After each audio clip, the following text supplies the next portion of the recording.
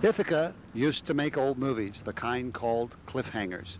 And for a while in Pyramid Mall, there was something called the Cliffhanger Restaurant. Now let's go see some interesting pictures they had of the old Cliffhanger movies.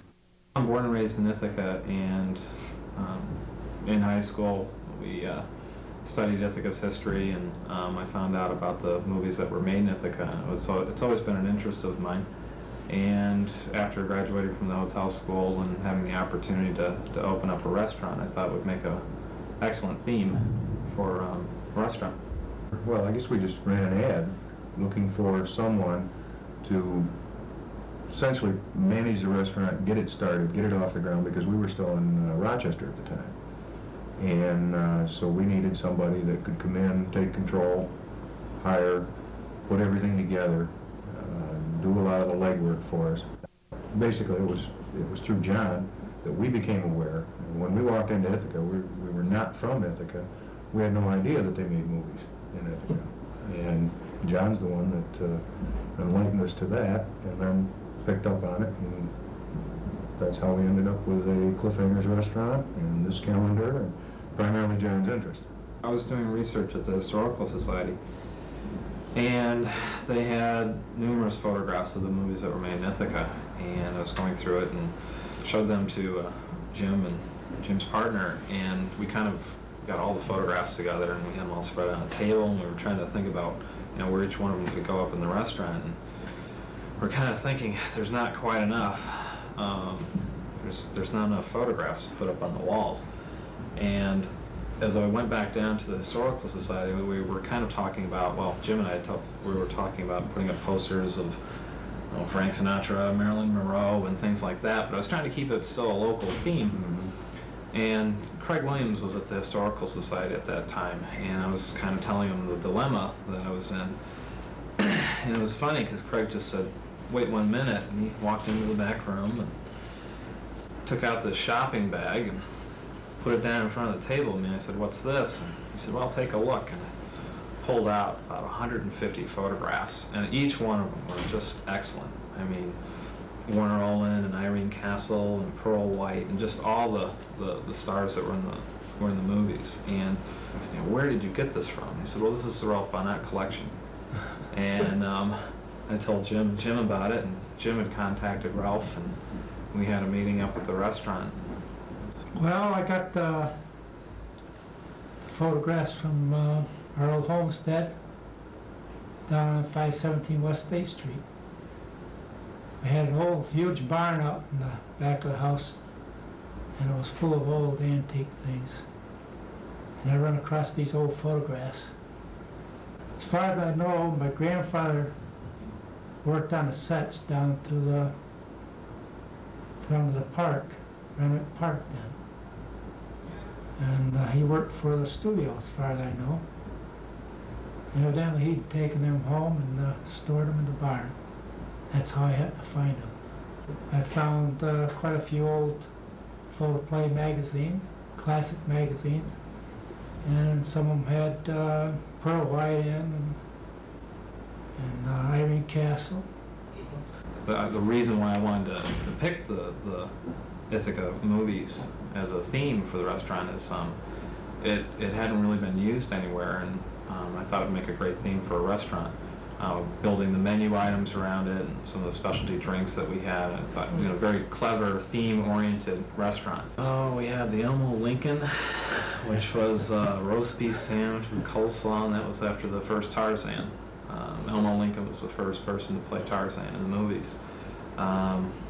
We had a drink called the Pearl White, I think, and the $1 Million Reward after one of the cereals. So we really tried to carry, we did research on the names of the movies and some of the actors, and really tried to carry that theme through the menu. And I think it was very clever, and the food was very good, the service was very good, it was a good operation. We opened January 2nd, 1983, and we closed December 31st, 1984. I think that location was our downfall. However, we made the best of it for what period of time we could. And as far as the restaurant itself went, I thought that John and we did a good job of it. I think if our location was downtown, as opposed to in a fast-paced area such as the mall. Ours was a leisurely restaurant, and we did not have a leisurely clientele.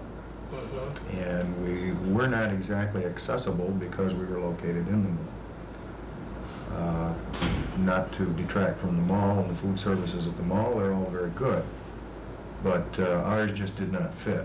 Still in food service, I work for a software company called the Seaboard Group, and we're based in Ithaca, New York, and we're an international firm. We have clients throughout the United States and Canada, a few in Europe. I retired for a good deal of time, made do at several different things.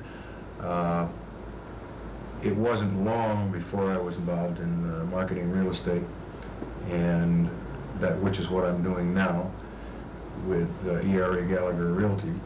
And I also, as a part of the services that I want to provide through that, I also work with Nagley United Movers out of Elmira. The two tie together very well, and that's what I've been doing. I saw this calendar that just came out, and you had something to do with producing the calendar. Could you tell us a little bit about the calendar? Sure. It started about 2 years ago, and it's been a project I've been kind of doing over the phone, but I've been able to finish up in the last couple of months. But it was a project that I wanted to have ready before the end of the year, obviously, since it is a calendar, and basing it on the movies that were made in Ithaca. The calendar was all the artwork that we did on the cover and for the calendar, and the small calendars and the text was created on the Kodak's Keep system. I had the calendar printed at Cuga Press and worked very closely with the DeWitt Historical Society. So in light of the centennial, Ithaca Centennial, I wanted to make it a very local themed project, and I want to keep it that way. Some of the proceeds will be going back to the Historical Society, and I'll be contacting some of the local organizations to see if they would wish to sell it to act as a fundraiser for their organization. It would seem like an excellent way to participate in the centennial, expand your knowledge a little bit of Ithaca, and make a contribution to local organizations that usually need some help. Obviously, at the end of the calendar, it has a cliffhanger note to it. What can you say about that? Well, the note is to be continued, and we're already starting to work on next year's calendar. We're starting to pick the theme and starting to take a look at photographs. Possibly it'll be on stunts next year. There's bound to be a lot of people in Ithaca who would be interested in the old movies. And, well, the idea is you have to find out who would want one and buy one for them.